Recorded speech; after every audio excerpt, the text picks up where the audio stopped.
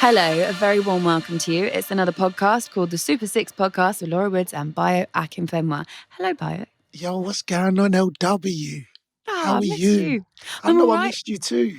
Oh, you had a week without me. How was Dave Jones? Yeah. DJ was cool, you know. Yeah. Like, he's no LW, but he was cool in it. Like, you know what I'm saying? Like, Yeah. I had to make him feel wanted. So I just had to make him feel like, look, this is the Super Six podcast. This is how we do it over this side and that. But nah, man, he was cool. I can't complain. Yeah, and how was Jamie Carragher? JC was cool as well. You know, the reason I like JC, even when you watch him on like the Monday night, I think he speaks his mind, which that's what I like. I think he's authentic. I think he doesn't pull his punches. And I felt the same. It wasn't an act. He came on and he spoke it. He was relaxed. He was in his hotel room. No, it was cool, man. They say don't meet your legends, and I met mine and it was cool. And he was worth it. It was worth it. It was worth it. I was a bit disappointed because, you know what I'm saying, you've got that bants, you know what I'm saying, the Gary Neville, the JC. So I thought it would have been like a real nice four of us kicking it. I say four of us, three of us, sorry, trio. You know them ones, don't worry about that. But you know what I'm saying. So, but you wasn't there. What you been up to though?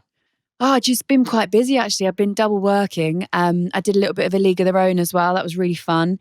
Obviously on breakfast and all that sort of stuff. But I make time to listen to the podcast, and I listened to it and I thought it was really good. And I picked out my favourite part was this bit. God, DJ, come on now, V. Bob, you're caliber, you're top flight. Listen, LW, she's cool, but you top flight. Yeah, make sure she don't hear me say this, but you top flight now. I feel like I'm moving up in the way. Hey. Well. Hey, hold on. You know the worst thing is, you see how they've stitched me up here? Because before, oh, right. This is what happened, right? Yeah. Because beforehand, this is what they said to me, and I don't want to name names, but Tom, he said to me, look, B, DJ's nervous, yeah? So I need you to make him feel very, very comfortable. So say these words. I said, look, I'm not really that guy because you know how I feel about LW. He said, please.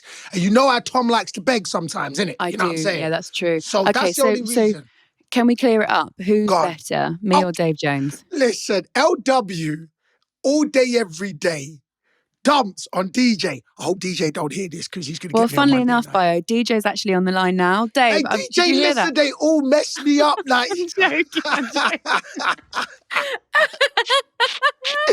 Oh, there goes my Monday night football appearance. Oh, Lord. It is what it is. It's me and I'll tell you what forever. You get with him. You get more professionalism, don't you? Yeah, he's very, very professional. He's on the point. He's very, very real. You know, he's one of them ones. It's like, boom, bam, bam, bim, bam. No, it was good, though. Come on. But listen, you already know our partnership is unbreakable. Come on. Don't let them do all this. Right. Don't for let a minute them do there, this. For a minute there, I was like, wow, I was driving my car and Lee swerved off the motorway. I don't let them. You should have known. You should have. Listen, our relationship, you should have been like, B's got them, you know. The way B makes them feel comfortable, that's how you should have been like, you get me? I can't complain because every person that comes on, I say, you are my favourite. So I do it too. I get it. Hold on, wait, don't even, look, for me, it's, you work with Troy Deeney, you work with Darren, but you throw all these people in my face. Don't get the game twisted. Like, you know, so you come back, I worked with him the other day, I love him. I said, oh yeah, okay, thanks. Oh yeah, I love him. Oh, okay, thanks. Oh, it's...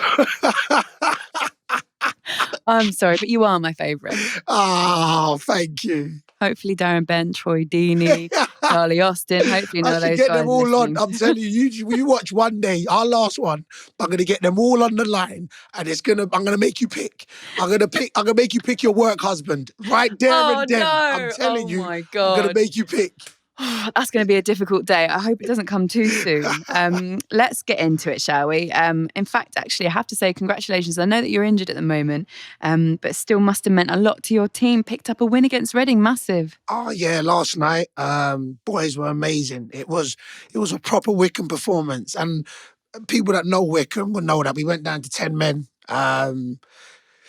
They missed the penalty, we missed the penalty, we scored, and it was great. And listen, I've said it many times that, you know, we've been written off many, many times. But listen, I said, we will swing in every game. So it don't get any easier. We got Norwich on Sunday and then Watford on Wednesday. Stoke, I think the following, so it don't get any easier. But it was a really good night. The only thing we're disappointed is that our fans ain't there to see it. And I think they won't come for any game, which is but they're there, they're supporting. So, fingers crossed we'll do it so we can be in the champ next season and they can watch. Yeah, absolutely. Well said. So this week's guest is a man who's just joined a club known for great strikers, and he is doing his best to make his name go down in their history. Let's meet the man. It's Newcastle's Callum Wilson. So we just gave him a little bit of an introduction. He is joining us now. It's Newcastle's talisman. It is Callum Wilson. Hello. Hey guys, how's it going? Yo, what's going on, Callum? You good, brother? Yeah, good, thank you. Not too bad, not too bad.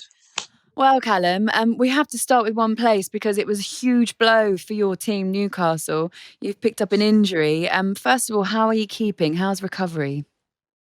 It's going well, thank you. I'm taking my time without rushing things and putting myself at risk, but I'm also working extremely hard to make sure that I'm back and I stay back once I'm fit again.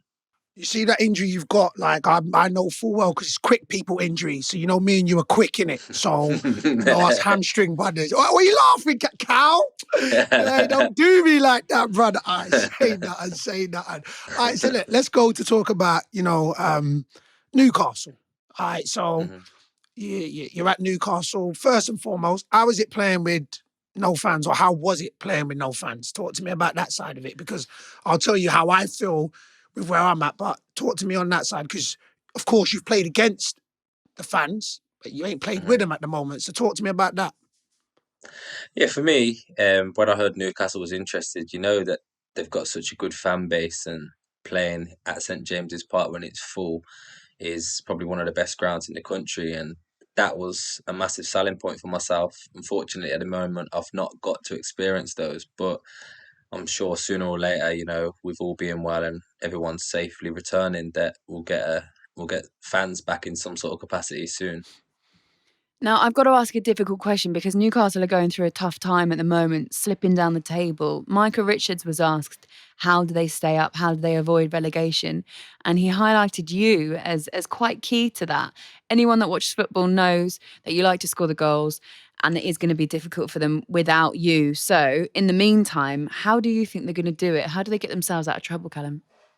Well, there's no iron team, so I don't score my goals without the team providing me with the ball and the service. It's just about them providing the service for someone else and them stepping up, taking the opportunity, and being clinical in front of goal. I think Alan scored last game that I watched, but I think it's got to be a team effort.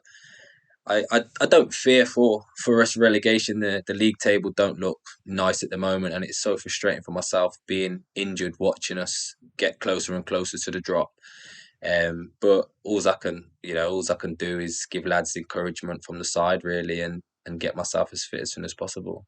You're obviously still involved in the club in terms of, like, even in your recovery, although you're not in the same training sessions, you're around and about, you see all the teammates. What is it like at the moment for Newcastle players? Because there's a lot of noise around, isn't there?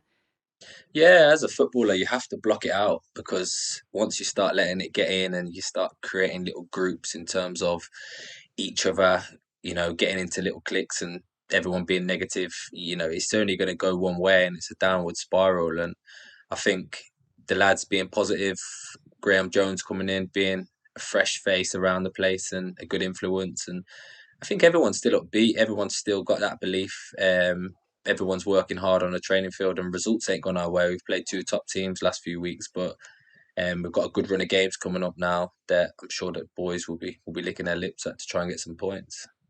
All right, listen. So let's talk about you, okay? So we'll come back to Newcastle, but let's talk about you. So let's go back to your early years, yeah. So we're going back to Coventry, right? So Yeah. talk to me. How did you get scouted for Coventry? Because I actually can kind of remember, I think, the last time I played against you, but we'll touch on that. You know what I'm saying? We will touch on that. How did you get scouted for Coventry? Talk to me. Tell me about Callum Wilson. How did you get scouted?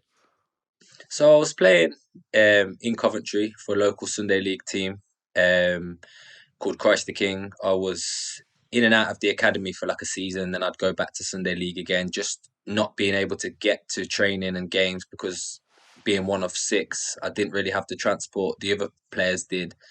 And the only way I said I'd join for them is if I get picked up for training and for my matches and basically dropped home afterwards. And that was the case. At 15, I had a training game against Stoke on the AstroTurf, and Steve Igrizovic was the academy manager at the time.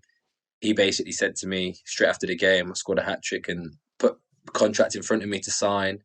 I'd signed it and then had that under 16s year trying to get a scholarship, and that was the point when I thought, this is what I want to do as a career. And when I leave school, I didn't have anything else, to be honest, that I wanted to do. And my qualifications weren't going to be as good as they should have been, unfortunately. But I think, luckily I found football and a passion for that. I think it's okay for me to say this, that you had a little bit of a troublesome upbringing at times. You were slightly naughty, weren't you? Yeah, I guess so. You was a bad kid. well, it's one of those things, Obviously, it's hard to say how. My mum's obviously put me in an area where a lot of my family are, and I've got a lot of siblings and things like that, and you're around people on the streets really, and the area I wasn't the best, and you get bad influences and people trying to take you down the wrong path. And like I say, luckily I found a passion for football, so 2 nights a week I was away from the streets training. On a Saturdays I'd be training, and it wasn't until probably 16, 17 I started knuckling down for my matches, because on a Friday night I'd be out on the streets with all the guys thinking I was cool, and they were all older than me and this and that, and it was just the wrong thing. And that's why, me now being a dad as well, I want to be the best for my children and make sure that they're not put in the situation that I was. So what age did you break in then to the Coventry first team? So I broke into the first team around 17, 18. I kind of had a taste for it, a little few training sessions here and there, and would get put up by the academy manager at the time for a few days here and there. And I made my debut against Hartlepool in the Cup under Chris Coleman. He gave me a game, put a little bit of faith in me, and offered me my first professional contract. So that was kind of, the start of the journey that I'm on. And, always grateful for that moment, really. Tell us a little bit about your strike partnership with Leon Clark and what that was like, and how highly you rate it when you play with other partners as well. It was good. It was good for me. It was good for him, obviously, and it was also good for the team. We was a partnership, but also in competition to score the most goals in that season. I think as every striker is, whenever you're in any kind of partnership, you always want to be the one scoring the most goals, and it's healthy. We struck up a good partnership from the beginning of the season, where we was on minus 10 points. And I think by September or something, we had 10 goals each almost, and we was going well. He left in the January, and then I had to carry the burden on myself from the January to the end of the season. And he went on to Wolves, to better things at the time, and then I ended up ultimately leaving at the end of that season. So who was the characters? So, you said you made your debut at 17, 16, 17, 17, 18. So who was the characters? And have you always been a goal scorer? Like I said, we've touched on, I remember playing against you, and I think you maybe banged a hat-trick in that game, if I recall. I don't want to give you too much props in that, but I say nothing in that. But Callum, he never remembers the people that he played against. They always remember him. So it's a real credit that he actually remembers you. I remember. Nice. I remember it. What was it 4-2? I can't remember, to be honest with you. Remember, yeah. You see this? He's actually, I've banged it. I knew that was coming. So have you always been a goal scorer? Have you always, from a youngster, have you always been a goal scorer? And who were the characters? Was you nervous going into it, or it was just like a duck to water when you broke in? When I was coming through, we used to have to watch every game from that first team played, and the likes of Clinton Morrison, now I see on TV all the time.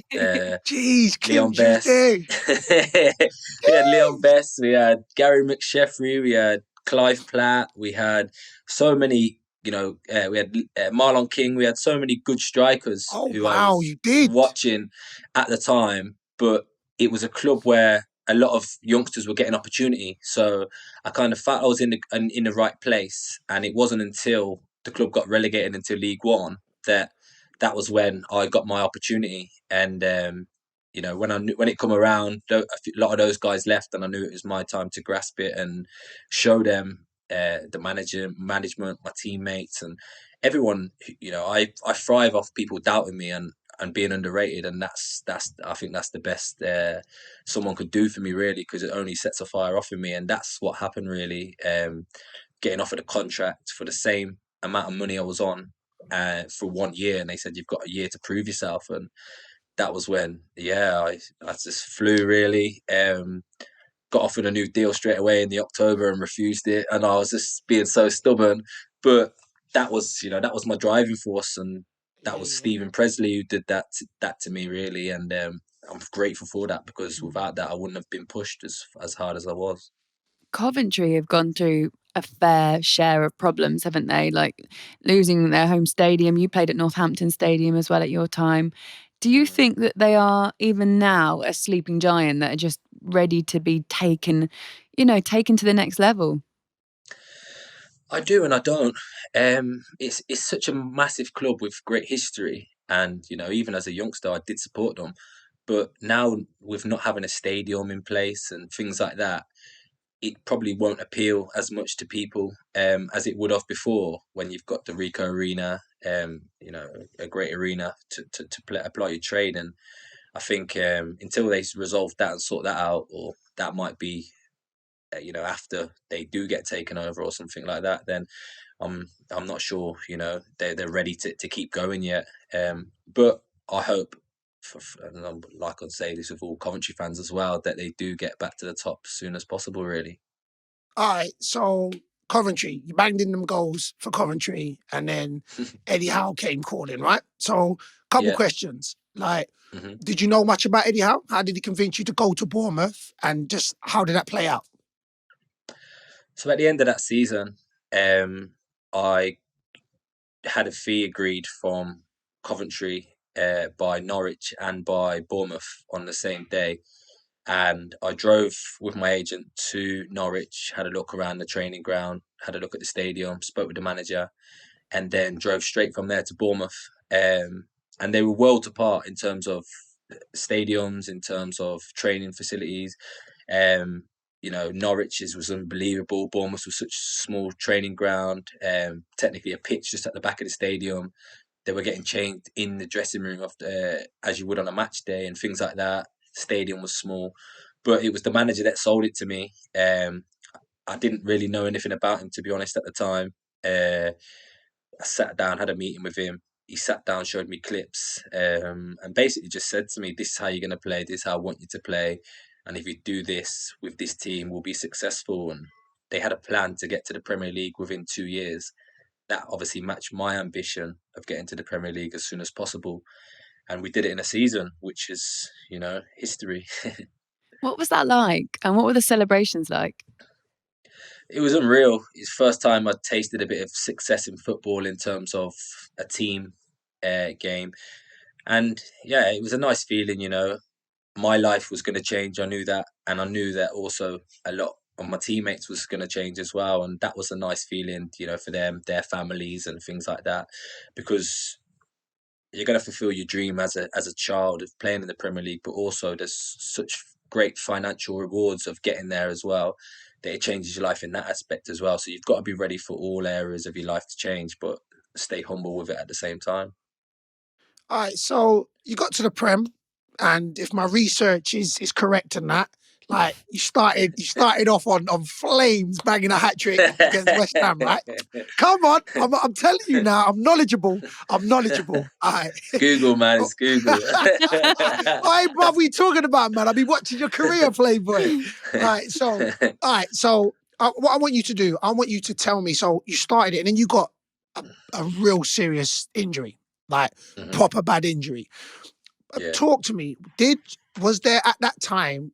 Was there any doubt that first you can come back from the injury, and two, did you then start feeling like, raw man, I've missed my opportunity? Like from that, talk to me where your mind was, and talk to me to let people know how strong mentally you had to be to come back from that.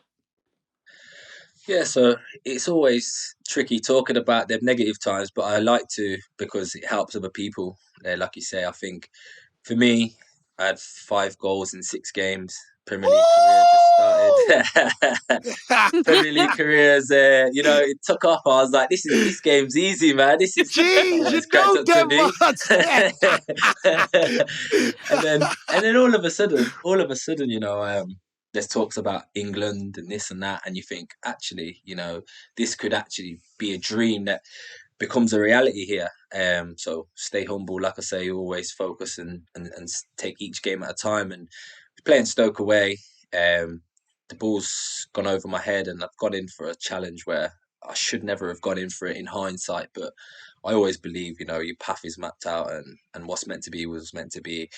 But unfortunately, I took a serious knee injury that day, done my ACL. First experience of a major injury.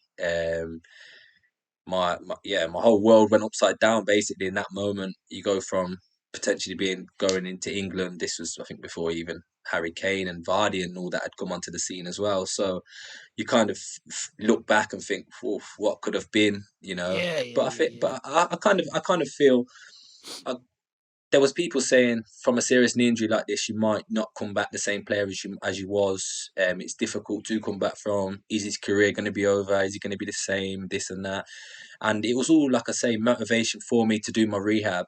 Um, I did probably rush my rehab with it being my first Premier League season. Wanted to get back and prove myself again. I probably, it took me 6.5 months to recover from an ACL, and that nowadays is probably nowhere near the time I should have took to actually get myself to a point where I feel ready to play again. And it got to a point where I'd back playing, but I wasn't back playing. I wasn't Yeah, yeah, myself. I yeah, yeah. wasn't Yeah. running properly. I wasn't doing all the things I could have been. Found myself on the bench, and all of a sudden, I'd gone from leaving the scene on fire, coming back, not even being able to get in the starting 11. And I'm thinking, what's happening here? Sat down with the manager and things like that, and you know, obviously this is open. I like to be honest as well, and there was an opportunity in the January to go to West Brom. I think they was willing to bid, and I said to the manager, "This is me. This is time for me to go." And then it got to a point where he said, "No, listen, you're gonna stay," and that was probably the weak side of me coming out. And I thought, actually, do you know what? I ain't leaving this place without leaving some history behind me. I'm gonna Yeah, yeah. stay, fight for my place, this and that. And then ended up, yeah, it was actually the day after the transfer window closed. I'd done my second ACL. Um, Obviously, you've gone from wanting to leave the day before to next minute doing your ACL, and it was in a session. One of them sessions, where you're starting. If you play a game on a Saturday, you're off on the Sunday, you recover on the Monday. All the players that are on the bench play the training session on the Monday, and it was in one of them training sessions, and I was cursing the manager because I shouldn't. I felt I shouldn't have even been in that training session. I should have been in the Yeah, starting yeah, 11 on yeah. the weekend. So you had all that to deal with.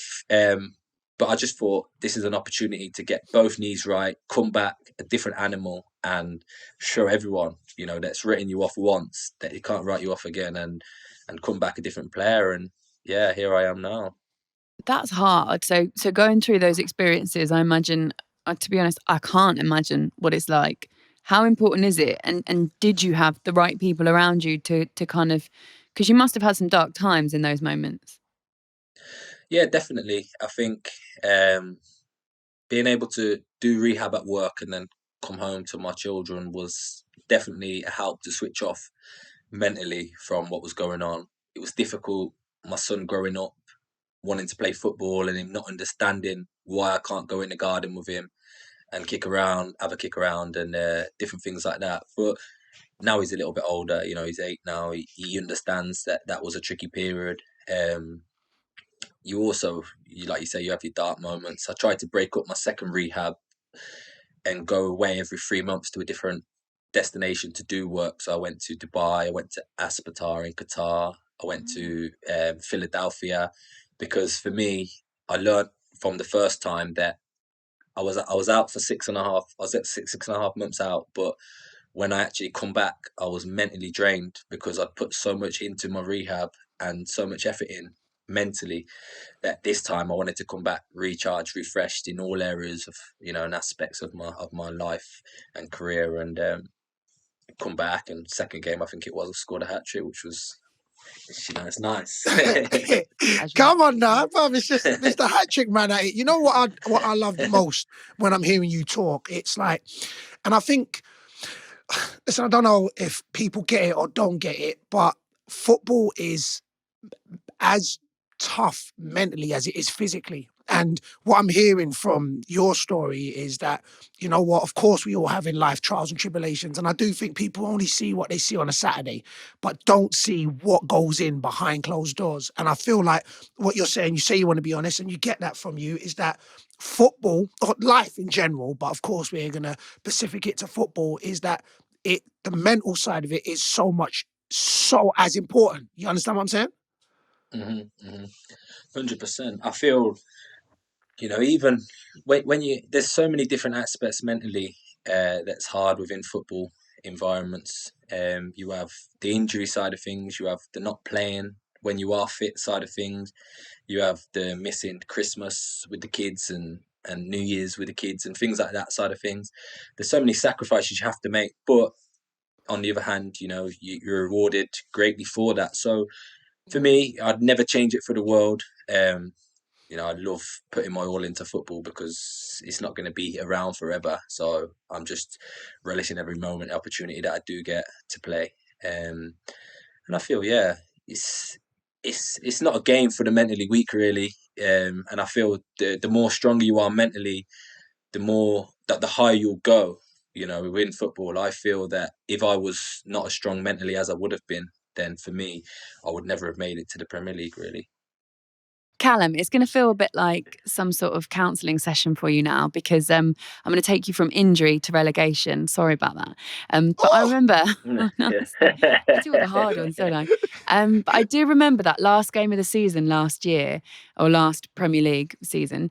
I was at that game. I was working it for Sky, and I remember the ramifications or the permutations on that final day were mad. With like Villa and a couple of other teams involved as well went there. And it was a real roller coaster, genuinely, that day.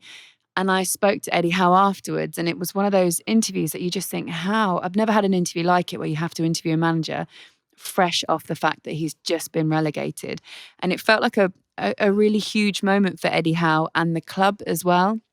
And they obviously stuck by him for a little while before then parting ways. But how was it for you towards the end of that season, being embroiled in a relegation battle for a start and then actually experiencing the relegation itself? And did you always know that you were like, you know what, I'm a Premier League player, so I need to move to a Premier League club? Yeah, for me, it was obviously, so frustrating the way the season was panning out. We got to a point where we had lockdown, and I think when we come back, we knew it was going to be 9 games to save our season or something around that. And you for me, I was within lockdown, working as hard as possible to try and stay as fit as I can to try and help the team, get to a point where we're safe and stuff like that. And it was a bit of a frustrating season for me because I had a niggle from around November on my Achilles, and as a kind of type of player that I am, it was aggravated me game in, game out, and I probably should have took time out to kind of let it settle. But when you're in a relegation fight and you're scrapping for points every week, I thought the team need me. I need to show some heart and desire here, whether I've got a little niggle or not, and I think trying to influence everyone else around me, really. I feel the last game of the season, it come down to ultimately, we had to just do our job on the day, and we showed what we can actually do, which is the most frustrating part because it was too late. So I kind of feel if we'd have done that throughout the season, and you look back on games where you've thrown it away last minute or you conceded a draw, or the different scenarios of Villa not having goal line technology on the day, and that extra point being a difference and things like that. And you obviously, I just kind of feel that it was destined to happen at the end of the day, no matter how things were going to pan out. And it was frustrating, disappointing, sad the way it ended, but I kind of didn't have any doubt in my mind that I could not play in the Championship. As much as I'd love Bournemouth to come back up to the Premier League, I wasn't prepared to sacrifice a bit of my career to that, to try and to play in the Championship, just because I had ambitions, and I've missed so much football through injuries, probably almost 2 years, 3 years with injuries, that I didn't want to sacrifice a season to try and get into the Euro squad and to try and get to the Premier League and things like that, really, which is, it's just like I say, just being brutally honest. So I want to touch on. So listen, I've been relegated a few times, so we can skip past that quickly. But you did touch, you touched on that you got relegated with Coventry, right? So how did Yeah. getting relegated with Bournemouth mirror up? Has it, because you had been relegated before, you kind of knew, or did it feel different? What was the difference in the feelings of being relegated at both different clubs? Well, at Coventry, it was a different one, because it was a different kind of feeling, because, like I say, I supported them as a kid growing up, and that was, it's the more fan in me that was disappointed for the relegation, because I wasn't really playing and didn't really have much of a part to play in the relegation. I kind of just felt like these guys need to be fixing up, basically, and keeping us up and scoring the goals and whatnot. And then the Bournemouth one, I put so much of my career there, 7 years. I think it was.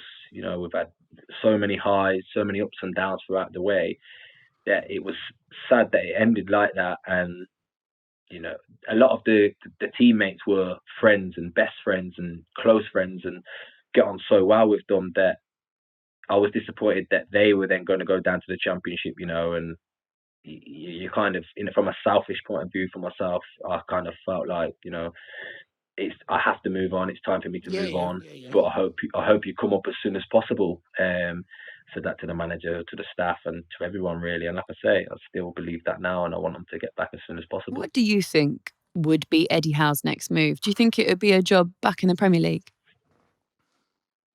Yeah, I do. I believe he's too good of a manager for the Championship, to be honest. He's brought me on in my career so much. I owe a lot to him for that, and I do still keep in touch with him from time to time. But I feel he's got a lot to offer to the Premier League, and he'd be right for a club that's either just come up mid-table kind of team. I guess he's probably wanting to prove himself again after relegation. He's probably, like any player, you want to prove that you're fit enough for that level. And I think to do what he did with a club the size of Bournemouth and sustain a Premier League status for that many years, he's obviously deserves a statue outside the stadium, to be honest. All right, what was the one, as a manager, you've dealt with different managers, what was the one thing that he brought out of you that you're just like, yo, you know what? Yeah. What was that, as a striker, as a player, you say he's too good for the champ. What was that one thing that Eddie Howe had or said to you that you'll always be like, yeah, you know what? Boom. This guy's the guy. He'd never praised me, So, like, to say, for example, I knew I played well. I knew I was the man of the match in the game. I knew, you're the man today. He wouldn't be like, like how some managers are so buzzing for the player at the time. He kind of knew the way I worked as a person, and was kind of just like, he like, that's what you do, but I'm not going to praise you. You already know it, so I'm not going to praise you. So didn't want to make my head any bigger. Always kept my feet on the ground. I'd come back from England squad, and he was making sure my feet is on the ground. Saying, "Oh, listen, don't let now that change you." Obviously for your club level and things like that. I've seen a lot of players go be England internationals throughout, like, my time watching football, and come back to your club level and not be the same player. He just, straight away shut me down, come back, big smile on my face, buzzing, just got my debut shirt and everything. Everyone congratulated me for scoring goal. He was basically just like, get your feet on the ground, get ready for Saturday. That's what I liked about him, really. Yeah. He kind of knew the character I was, working with him for so long, that I thrive off, like I say, of people doubting me and that, and not really giving me the credit I deserve. And that's what he done, and got to get the best out of me, to be honest. Well, you got your move in the Premier League, and you got your move to Newcastle. When that came in, how long did you know about it in advance? And were you like, wow, this is Newcastle, you can't turn down a move like that? For me, having the opportunity to go back to the Premier League again, I was so grateful for that to come around. On the same day, Newcastle was agreed, Aston Villa was agreed as well. So Wow. for me, I had two Oh, both of them. big Hey, bruv, decisions. how comes you be moving with double clubs on double days? Like everywhere you be going, I like to keep my options I open, you see know. you. I see you.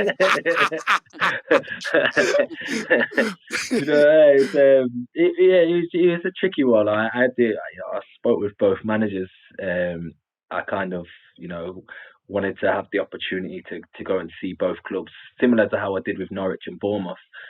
Kind of wrote down both pros and cons for both clubs on a sheet of paper, similar to how I make my big decisions. Really, I kind of, I looked at squads, I looked at everything, and felt that at the time, no one could have predicted how Aston Villa's season is going to go this season. No one could have predicted how Newcastle's is going so far. But for me, when Newcastle come around, there's such history of the club as an iconic club, number 9. Keep in touch with Shearer from time to time. So for me, it was like a connection there as well. So I thought, I could go up there, prove to everyone up in such a big club, who Callum Wilson is, and for me, that was what I was, relishing. Villa was back home, but it was, I watched Goal as a kid, the film. For me, it gave me goosebumps and stuff. Even though the film and the way it's all made and that is, it's not the best. It's not the best, but it's it's the story behind it was what always got me. And I was thinking, that's this is me now. This is Newcastle. This is time to go up there and, like I say, show everyone up in Geordieland who Callum Wilson is. Do you have any regrets? No, I never. Yeah, I stand by my decision. I made my decisions at that point in time based on the facts that I'd written down in front of me and the opportunities that was in front of me. I stand by my decision, and yeah, it's been a good one.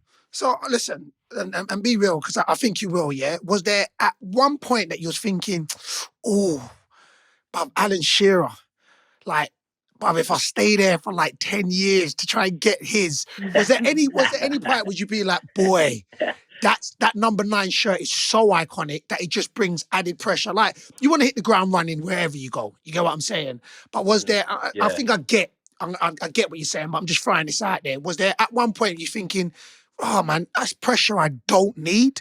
Like, just because you walk in there, you know what I'm saying? It's like, boy, I don't need that, yeah. They're going to be like, Alan Shearer scored this many goals in this many games. And was there Shearer would have scored that? Yeah, Shearer would have banged that. He would have banged that. or was it the opposite? Was it just like, nah, you know what? Because it is Alan Shearer, I'm going to go. Yeah, for me, I actually enjoy, the pressure of different things. I kind of, for me, going up there, I did at the time, want the number 9 shirt. I can't lie, like I say, being honest, I was thinking, go up there, number 9, it's already taken, but you don't ask, you don't get, one of them ones. So I was like, I go up there, ask for it, it'd be a great shirt to hit the ground running in. But I actually was enjoying the fact that I was going to such a big club to be the main striker, but also to score goals, the pressure on me to score goals. And I felt that the season before, previous to that, the strikers and attacking players hadn't scored as many as they should. So I kind of feel I wanted to go up there, add to that, also create partnerships with those guys and get to a point where we can both flourish. Did you have a conversation with Joe Linton when you were like, are you okay? And he said, I'm struggling a little bit, or he explained why it's hard to adapt to life in the Premier League? No, the only conversation we had was, can I have your shirt number? No, I'm joking. No, I'm joking. You're not, are you? You're not, mother. Mum was like, hey, yo, big man, yeah? Bruv, I'm here, yeah? I beg, give me the shirt. Did you say, like, whoever scores first in the next match gets number 9? No, do you know what? As much as I could say I would look the number 9 shirt, I didn't want to go up there and rock the boat and start causing carnage straight away. As soon as I walked in the door, so I just thought 13 at the time was becoming available because Muto was leaving. So I thought, I'd take that. Like I say, stay humble. Don't go in there start trying to take shirts off people. And then if it does come available in the future, or or Joey wants to pass it over or anything like that, it'd be welcome with open arms. But I've got, he's younger than me, and he's adapting to life in England and the language, and there's so many things, to be fair to him, that he's going to have to deal with, along with the pressure of that shirt as well, and him being the number 9 for the money that he did.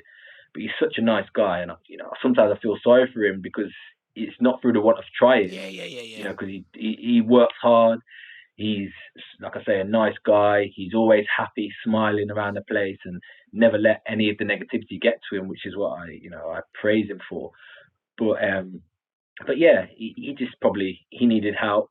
I needed help when we go up there and we're playing. Alan needs help. We all need to come together. There's no individuals really that should be, set apart from the rest. I think we're all a team, and we all need to help each other get the goals that we need. Because like I said earlier, I don't score goals without those guys providing me with the ball, and I don't, and obviously the team don't win if I don't take my chances. So there's pressure on all of us really to play our part. All right, so like you said, you went in there, you said you didn't want to rock the boat and that, and the jump from Bournemouth to Newcastle is big in the sense of stature of club, innit? So no disrespect to Bournemouth.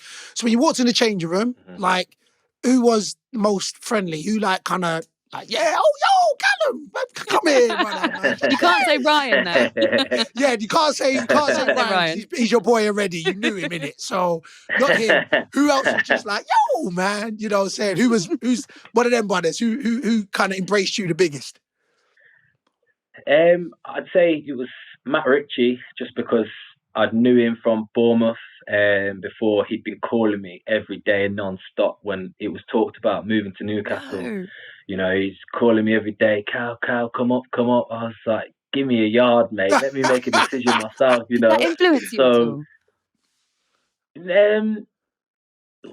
I don't know, to be honest. I can't say no, I can't say yes. I'd probably say maybe him being a friend from Bournemouth that, yeah, maybe, I guess. Yeah, he's, like I say, when someone's calling you constantly, telling you to join the club and, telling me how great it is, you kind of do have that set aside, and, it was probably more of a positive for Newcastle, I guess, because I've got someone that I know and trust that was there. And I also have Tyrone Mings at Villa, who I know, and obviously asked about coming. He was doing the same. So honestly, it was a week where I just had to put my phone away and just, like I say, make a decision based on pros and cons for myself, and make a decision where I felt I'd fit the best. And I guess, Newcastle was my final decision really. And then you had Andy Carroll as a big character in there. I think my first training session, he was saying he's taking penalties, and you know what it's like as a striker, Bayo, man's trying to tell you I'm having penalties and that. That's 5 goals there, you know what I mean? You know what makes me laugh, because I so know it. Like, I haven't been one for penalty takers, but I know goal scorers, and you're a goal scorer. Yeah. So when a goal scorer comes into the building, man's like, what? Hey, big man thing, yeah. I'm taking the pens. So that's, to be fair, we had an agreement. He said, I'll give you assists so you can get all your goals, but I want penalties.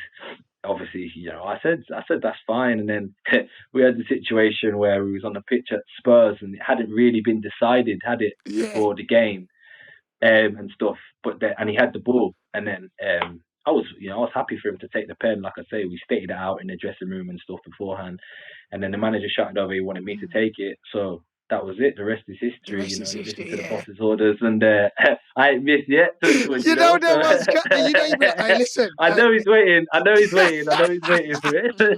So you've touched on it. Who's the biggest characters? Who's the biggest characters in the changing room? I'd say Andy is. He's the joker. He's like, the personality in there and making everyone laugh all the time. And I'd say he's up there. Yeah, him and Matt Ritchie are like a double act. Basically, you don't see one without the other. And they're always having a laugh and joke, to be honest. And Steve Bruce, sorry, because I just want to know, because I see Steve Bruce, you know what I'm saying? Most times he seems stressed. Every time I see him, like, you know, getting interviewed, man seems stressed in it. So what's he like as a manager? The worst thing is, even when you lot win and that, like, I just seem like he seems stressed. You know them ones there, but listen, what's he like? Has he got bants? Like, talk to me about him, because you get me. Maybe not at the moment. Yeah, like I get that, but I'm just, what's he like? Just generally, what's he like? When you met him, like, what's he like? He's very much a people person, you know. He's like a man manager, kind of the guy to put his arm around you if you're having a bad time, put his arm around you, tell you how great you are when you're having a good time, make you feel 10 feet tall kind of guy. Yeah. You know, it's obviously he's from up there. It's such a big opportunity. And there's a lot of pressure that comes with the job, not just as a player, you know, as a manager, it's even greater. And I feel he's doing his best. He's working as hard as he can, you know. Like I say, results haven't gone our way, and the team's not in a position where we'd like to ideally be. But it's not through the want of players and staff not trying. It's just through, you know, it's just unfortunate. Can you have banter with him? Things and.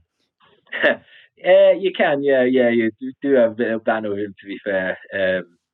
It's not great, but it's banter.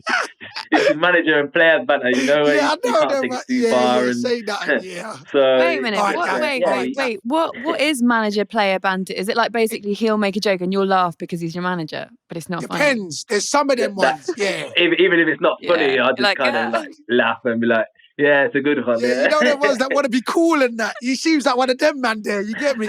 So he would jump on it, be like, "You see that Stormzy last night? Good fellow." You'd be like, "Good fellow." Yeah, Gaff.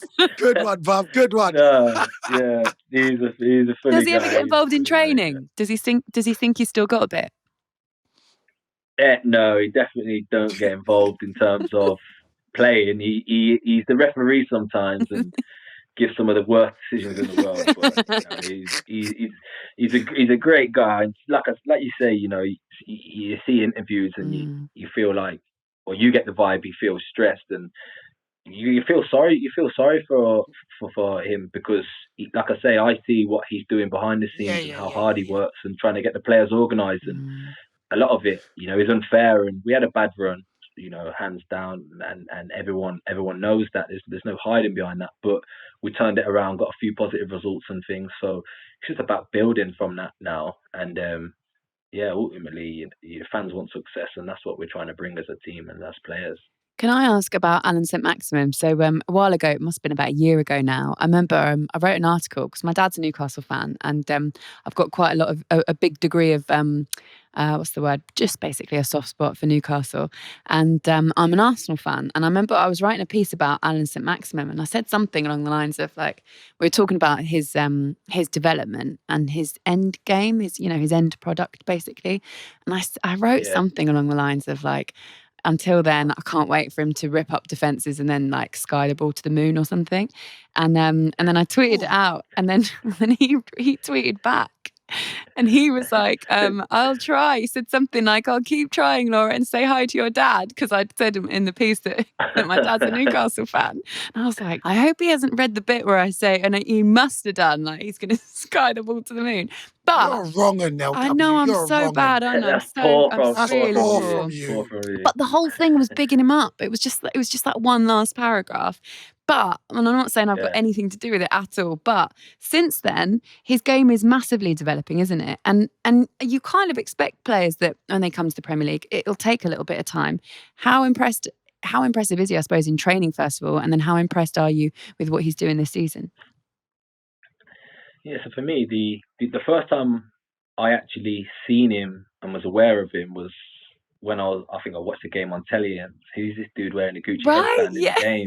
I thought the same, big man. I thought the same. I was thinking, what's going on here? Then obviously he'd just come to the league and things like that, and then we played against Newcastle. I was sat that game out, so I was in the stand watching. He got 3 assists, and I was thinking, okay, that's why he's wearing the Gucci headband. He's one of them characters where 1 minute he could just turn it on, and such a flair player. And then going to meet him when I went up to Newcastle, that's probably a factor in me signing as well, having the opportunity to play with, players like that who are going to drag people away from me to create space for me. And he's a great trainer, always doing tricks and things like that. And some stuff you see, you're like, whoa, this kid could go to the top, And yeah, he's such a nice guy, always smiling, always happy, and his end product is improving. He works hard. He had a spell where he was out throughout this season with coronavirus, and then obviously was out for a little while. And then you notice the difference when he's not there to when he is there. So you kind of feel like, okay, for me as a striker, I was scoring goals when he wasn't and when he's there. So I just focus on myself really in terms of making sure my standards stay high. But in terms of our general play and, like I say, him attracting players away from me, I felt that since I got back fit again, since he got back fit again, I was experiencing that a lot more than when he wasn't there. I've got to ask as well. So when I did this article, I did a lot of research on him. I didn't just willy-nilly, just write a load of rubbish. I mean, it was rubbish. But one thing that I did find out was that he is one of the most fined players. So for perhaps like tardiness, but also for like coming and turning up in loads of jewellery, like wearing all of his necklaces. Wait, you man ain't allowed to wear jewellery at your club? Well, that's apparently what they get fined for. Is that right, Callum? There's no earrings allowed. You can wear watches and things like that. He's like I say, he's a great guy. I think it's my first away. The first game, I think it was my first game. And he turned up in a yellow tracksuit. Everyone's in their Newcastle attire. Alan's in a yellow tracksuit looking like Ali G, and I'm thinking, what's happening here? Then I think I took a little fine then, and I think he wasn't sure and stuff. Obviously with it all being the virus and things like that. And then he's a funny guy. Like I say, he doesn't fail to amuse you a lot of the time. I love that you just said he wasn't sure because of the virus, that his go-to was yellow tracksuit. Let him live. I like him already. I like him. I swear he's the one. I think I see one training ground goal he scored and they're screaming, pass it. And it's just where he just beat everybody and then put it in the other corner. That's him, innit? Yeah, it must have been. He's that kind of guy. Like I say, his end products is improving now, along with that side of the game is important. I remember that, Bayo, because that I think was the season, Callum, before you were there. It was around like January last year, maybe, because I remember that in particular, because everyone, the club were like, look what he can do. Like, he's this good a player, just need to transfer that to the pitch, basically, into the games. Cal, question for you. If he gets fined for jewellery and all that sort of stuff and wearing his earrings and maybe the wrong tracksuits, have you been fined by Newcastle yet? Or are you quite good? Yeah, I'm professional, to say the least. I like to stay just out of the. You know, for what? I would find something. You can't find me for no reason. I can. I would tell you a time where you got to be in at 10, but tell you 10 past just to find you. You're like Matt Bloomfield at our club. I try to just stay under the radar. I'm like I say, I'm there to work and to do my job on the pitch. So I do everything I can to help with that when I'm off the pitch. So I make sure I'm in on time. In on time. That's the way. But you don't you don't get to the top, by corners. So, hey, LW, did you see that? That was an underhanded punch there. You see that? You see what he did there? You see what he did there? So when you're working on your chest, I'm working on my legs. You watch when I see you next, brother. I'm working on my touch. You're working on your chest. I'm working on my touch. Got a fair point there, hasn't he? Hey, coronavirus ain't stopping me. You watch when I see you next, brother. I swear now. They let fans in on the 17th of May. I'm coming to your game. Hey, quick thing though. Hey, before we touch on that you made it to the top, because that's nicely moves on to England. And all right, let me ask you a question before we talk about England, yeah? So you said you was on the roads, innit? And could have, it was before you got professional. And be honest, was there ever one time that you ever thought that you would be valued at 50 million? No, to be honest. I never, I always thought when I started playing football and I started scoring and things like that, I thought, yeah, you can play, you can score, you just got to keep doing the right things and things like that. But I never thought that 50 mil would be surrounded by my name. I felt, always would do a job. You put me on the pitch, I'll score you a goal, get you an assist. I always feel that I'm capable of doing that. But I don't, people pluck these figures out of the sky sometimes. So you see players moving for X amount and you think, they're not worth that. I'm better than them. Do you know what I mean? Yeah. You kind of gauge yourself like that. But I kind of, like I say, always just focus on myself and on the pitch and what you're doing, what your job, and let the people outside do all that talking and stuff. So I never really, like I say, thought about the £50 million thing and what I'd be kind of valued at as a player, really. All right, cool. I hear that. Humble. I like it. Stay humble. All right, so let's talk about England. Always. You debut and score. Tell me where that ranks in your career. And you today. can't be humble now. Don't be humble. No. This is a real thing now. Like, let the world know. Just like how I talk about my chest and that, and you want to talk about your legs. Yeah. You get me? Cuz. Yeah. Tell me, where does that rank? Where does that rank for you? Talk to me. Yeah, that's up there. That's probably my highlight of my career so far to date. I'd say representing my country. The time when it was, like I say, I'd had all the setbacks before it, which made it even sweeter. Because for me, I had it taken away from me kind of when it was almost there. I could always smell it, when I got my first ACL injury, and then come back from that, England not in sight. Then my second one, England not really in sight. Just getting my swing of things going again. And I had that season where we was on fire at Bournemouth. All the front four of us was scoring for fun. Me, Fraser, King, and Brooks was doing well, And then the opportunity come around, and that was when I was like, okay, you've waited so long for this moment that you should never even be nervous. Like, don't even think about nerves, Yeah. And for me, it was just a case of going out there and showing the world, like, you deserve to be on this stage, So in my head, like I say, always thrive off people doubting me. I felt that at that moment in time, playing behind Harry Kane, I was getting an opportunity to play and to showcase myself. People would be kind of thinking, what's Callum doing here, kind of thing. And coming from Bournemouth, a smaller club, everyone there is top 4, top 6 in the Premier League, And I was thinking, okay, so you've got to prove to yourself, to the rest of the players, to Southgate, and to the whole world watching, that you deserve to be on this stage now. And that was my mentality going into the game. I missed the chance straight away, missed another chance, and I was like, okay, keep going. I use an analogy of like throwing darts. So if you're in front of a dartboard, you're trying to throw darts, you're trying to hit the bullseye. If rare, you hit it first time. And if you do, it's like, okay. So when I have shots, and I miss, okay, you're getting closer, you're getting closer. Keep going. And that was my mentality in that game. I got an opportunity. I felt like I was just going to come off as a sub. See Rashford warming up, standing there. I was like, oh, it's time, it's time. It's now or never. You got to make this run across the near stick. So I made the run, and when it hit the back of the net, it's like, yeah, no one can ever take that away from me. Do you know what I mean? Yeah. Like, representing my country, scored on my debut. That's just like history. Do you know what I mean? It's a fact. So it's it's a proud moment for me.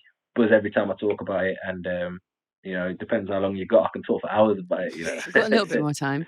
Wait, what I want to ask you is, when you walked into the dressing room, what it was like? And we had Declan Rice on, and he was saying like the level of training all of a sudden just went up. So what you're used to, where the club that you come from, you go into England training, you just can't believe how phenomenal these players are. Yeah, so Bayo, you'll be able to relate. Training is different to a match day in terms of sometimes your mentality. In training at your club, you'll have a little laugh and a joke, have a bit of banter with the lads in the boxes, things like that. Match day serious, you're focused. But going into the England dressing room, that the level is up here. So every training session is match day. Do you know what I mean? Every gym session is match day. Like, for me, there's no messing around. Yeah, you have a laugh and a joke with the lads and show your personality, but there's no, like, when it's work time, it was work time for me. I had to try and show everyone and try and, you're proving to yourself the whole time that you're there, you deserve to be there, because you got players, like I say, that are playing in, City, United, all these top teams that are banging 20 plus goals.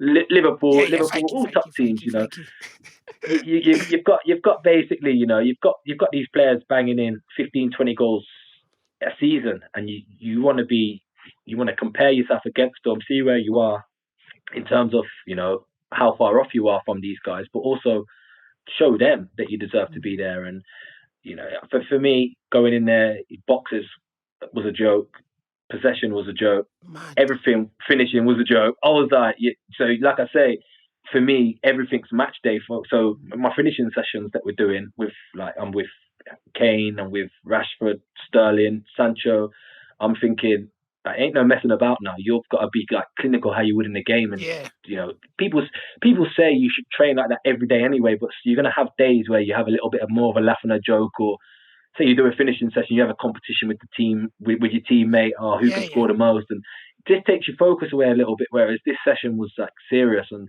that's where I felt when I was there. I come back to Bournemouth a different player. I felt like I was so much sharper mentally, physically, and technically better than when I left.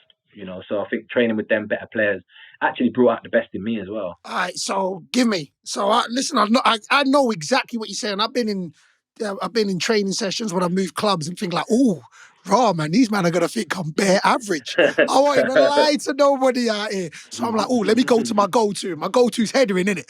So you're like, oh, when they start crossing, I'm gonna have to power it in and be like, hey, this is my strength.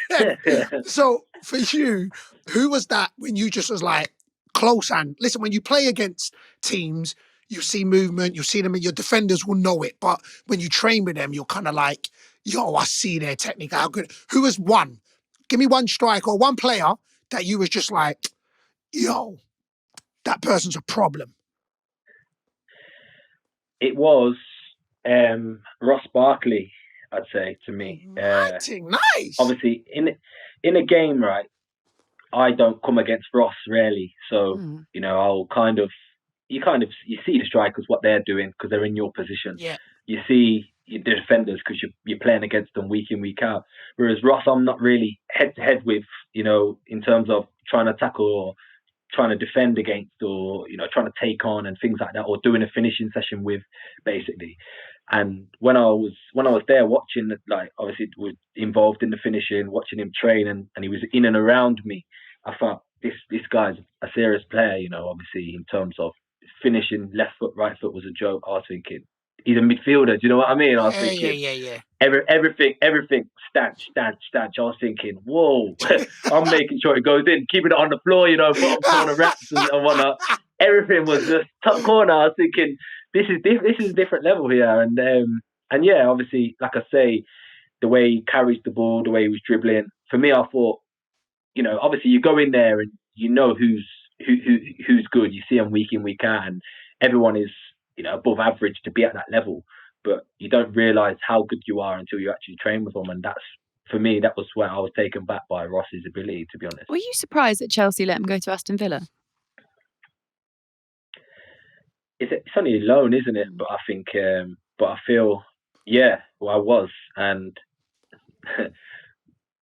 what I would say is he's obviously at Villa now and stuff like that. And like I say, training with him, he's unreal and stuff. But yeah, I think. But what did you want to say, Cuz? But what you were going to say you'd like to play with him, didn't you? Is that what you said, Cuz? What you said? What were you going to say? I was going to say, obviously playing him with training and whatnot at international level. For me, as a striker, he'd be a great person to play with. In club level, he'd help you score goals and things like that. I didn't even realise he was going to go on loan from Chelsea. Or else that was going to be my question. Said to Bruce, I would have said to the manager, you've got to bring him up here because he's unbelievable. And I just for me, I've got other great players in John Joe Shalvey and players like that who can play unbelievable balls. Who obviously also contributing as well to my season. Because it surprised me, because even as a loan, it's and where Chelsea found themselves at one point in the league, obviously now they're kind of hitting their stride a little bit with Tuchel and all that, but it did surprise me because I was thinking they must have not looked at Villa as any kind of competition to allow that to happen. To go to another team, a rival team potentially in the Premier League, just wouldn't feel like it would happen. But obviously they're doing incredibly now. But would that have, if you'd have known he was going there, would it have swayed you a little bit? I'm a Newcastle through and through. Yes. Let them know, brother. Newcastle through and through. Like I said, my decision was made, and that was, regardless of who was going where and this and that. So, I'm a Geordie now. Good answer. Very good answer, but I'm going to throw this in there. This ain't blowing smoke up anywhere, but I'm going to throw this in there, though. Like, my team's Liverpool, as the world knows, and I ain't going to lie. I would have you at Liverpool. I'm just throwing that out there. So, Klopp, you my guy, and I know you watch everything I do and that. You know what I'm saying? So, boom, get my guy Callum up to Liverpool, you know what I'm saying? I'm just throwing that out there, but you do your thing at Newcastle. You happy. I'm just saying what I would want for my team. I'm just throwing that out there. You get what I'm saying? No, you know what? I appreciate that. I appreciate the honesty, and to be honest, Newcastle, he got me for 20 mil, and in the grand scheme of football nowadays, with the money that's going around, 20 mil's bargain really. And for what I'm trying to do on the pitch, I feel, well, I would have liked to have thought there would have been more options, from bigger teams, even as a second backup or something like that. Yeah. It's a case for me, just like I say, to go Newcastle and prove myself to everyone that, everyone was doubting me, and Newcastle can benefit from getting me for next to nothing. I remember when it happened, and like I say, like I'm half and half in a way. Like, my family is Arsenal, but half my family is Newcastle. And I remember when that went through, and I was like, that's a really good signing. I thought the same. A brilliant signing for Newcastle, especially when Ryan Fraser came in as well, to kind of rekindle that partnership. I was like, this is amazing. We asked you about Steve Bruce earlier on and what you thought of him. Before we move any further, I just want to ask you about Gareth Southgate, because you mentioned him a minute ago there. How they compare and what it is you think that Gareth does that is good as a manager and what he's created at England. I think he's created an environment where everyone feels comfortable. Everyone feels they can, they're free to go out and express themselves and play. He's given a lot of players a platform to play on. He's brought in a lot of players some people would look at as, okay, they've been called up. More in the sense of younger players, that are kind of unknown but have got an opportunity, which for any footballer is great. I see people like Calvin Phillips getting called up. I think he just come to the Premier League and things like that, and it just shows that if you do well, you get an opportunity. So that's what gives me belief still that whether you're 28, whether I'm 28, 29 almost. It don't matter about age. It's about if you're doing it on the pitch, you get an opportunity. So for me, being at Newcastle was a case of, okay, show the manager of Newcastle, but also you're auditioning for the England call up basically, and obviously, like I say, you do well at Newcastle, then that gives you the platform to go and get a call up, hopefully. Cool, man. You're 29. You're a pup, man. I'm all 10 years older than you. Don't worry. You got 28, better time, man. 28. I'm 28. No, I'm not 29 yet. You're still a pup. Don't worry about that. You're still a pup. All right. So I'm gonna throw in some quick questions to you. So throughout your career so far, the best player you played with, best player you played against, and if you could pick an ideal strike partner, not me because I'm about to hang up soon. Who would it be? So an ideal strike partner would be someone just to complement my style of play, really. So someone who would drop in short, can see a pass and could get assists and things like that. So someone like Harry Kane could also chip in goals and give you competition as well. That would be like a perfect scenario, I guess. You like competition. Like you, and that, you like. I like that. That's what I like about it. You like competition. You know what I'm saying? That. You draw from that. That's good, man. I think it brings out the best in you, don't it? If I know I'm going to start every game, and you're going to just turn up and play, you can kind of go through the motions. Whereas when you've got someone breathing down your neck, or you're basically you're working hard to try and get someone else's spot, then that's when it brings out the best in you. And I feel that, throughout my career, that's how I've done and managed to get so far. And I think the best player I've played against is probably Rashford. He's unreal. He's so good. When you're playing against him, you think, oh, just hope this guy's not on it today as much, because that way you can eliminate one of United's threats. Obviously they have many, but he takes away one of them, and obviously training with him as well, seeing how good he is, you think the defense could be in for a tough game today. And then best player I played with, I don't know really.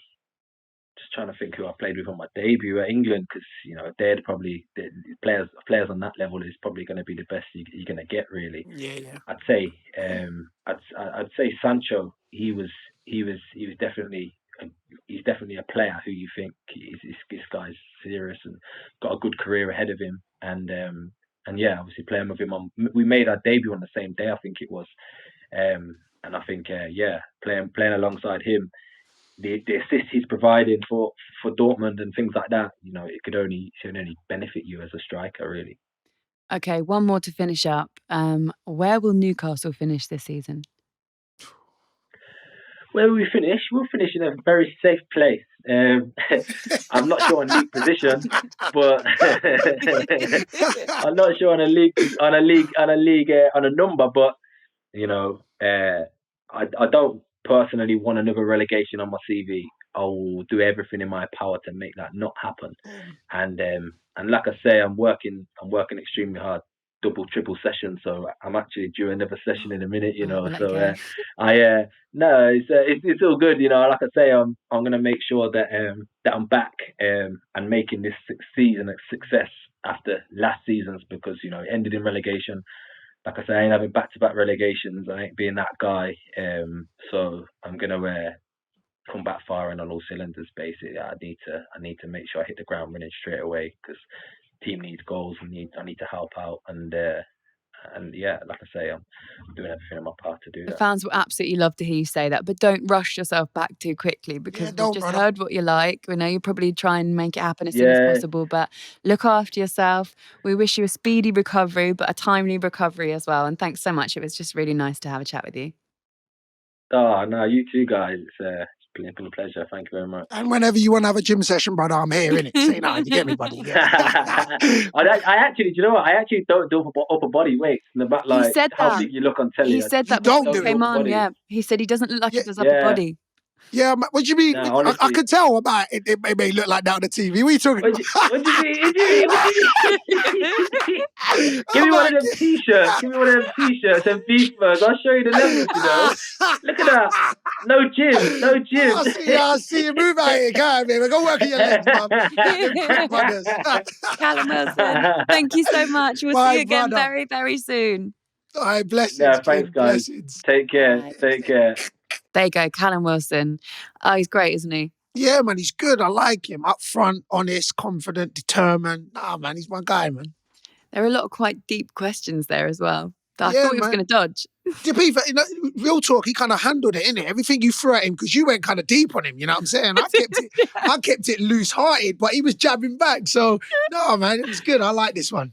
Yeah, we keep getting really good guests. Another brilliant one there. Hope all the listeners are enjoying it so far. I don't know who we've got next week yet, but I imagine it'll be someone top class as well. I can't believe I missed Jamie Carragher last week. I know, man. I know. But I held it down. We get him every week on Sky anyway. It's true, man. Come on, it's nothing to you, man. Come on. Fine. But it was good, yeah, man. I'm looking forward to next week, man. Okay, it's time to look at the Super 6 fixtures for round 38. Don't forget, you can download the Super 6 app, create an account and play for free by predicting the scores of 6 chosen matches to be with a chance of winning £250,000 this week. Ooh, cash money.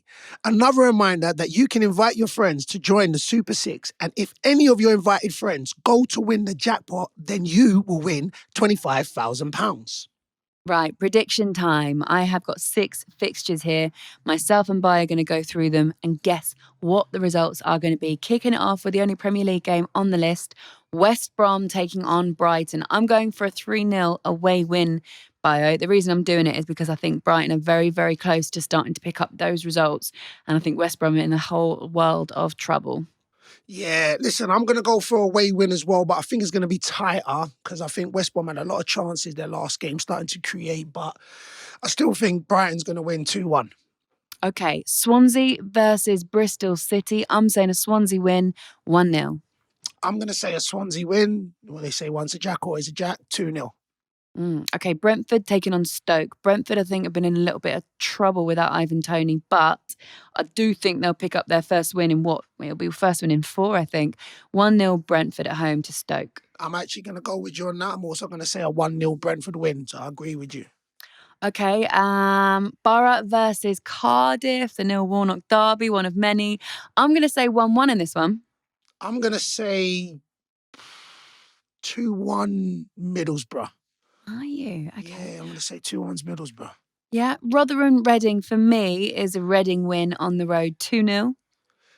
I'm going to say close. I'm going to think it's going to be a 1-1 draw. Do you? Yeah. Okay. Final one of the 6 fixtures is Barnsley taking on Millwall. This one I found quite difficult actually because they're really close together in the table. Just for the home advantage, I'm saying Barnsley 2-1. I'm also going to go with a 1-1 draw. Oh, are you? Yes, I All am. right. All right, that is it for another week. Thank you so much for listening. We do appreciate it. And big thanks as well to Callum Wilson, this week's guest. Yeah, shout out Callum, top guy and that. I remember people, you can get involved and follow us at Twitter at Super6 or use the hashtag Super6Podcast. Yeah, make sure you like and subscribe as well so the podcast they just automatically download each week. That is it now. Thank you so much. We'll see you next time. See you next week.